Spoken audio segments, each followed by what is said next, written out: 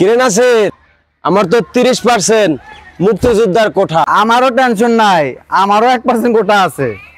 কি কস? হেডা আবার কোন কোঠা? প্রতিবন্ধী কোঠা।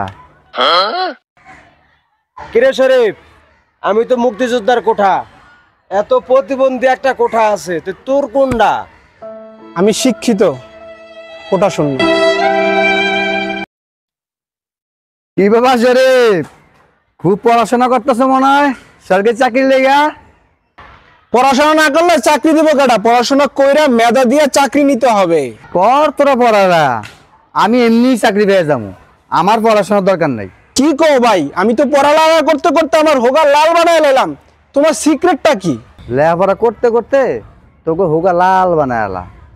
আমার দাদাই যে দলিল হয়ে গেছে, এই দেখ, এই দলিল দেই কাম সারা, বুঝছাস? হ্যার দাদা দলিল হয়ে গেল, তাহলে আমার দাদা কি বল হয়ে গেল? আব্বা, আমাদের স্কুলে এমন সুন্দর একটা ম্যাডাম আইছে।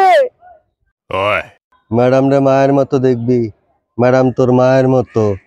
এই যে এই যে এই কারণে ভালো লাগে না, আমি যে এনে নজর দেই, তুমি হেনে নজর দাও।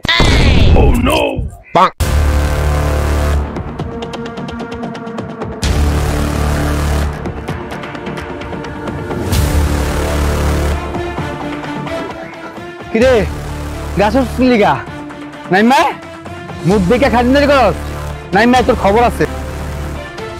কি ভাই, চিল্লাইতেছেন?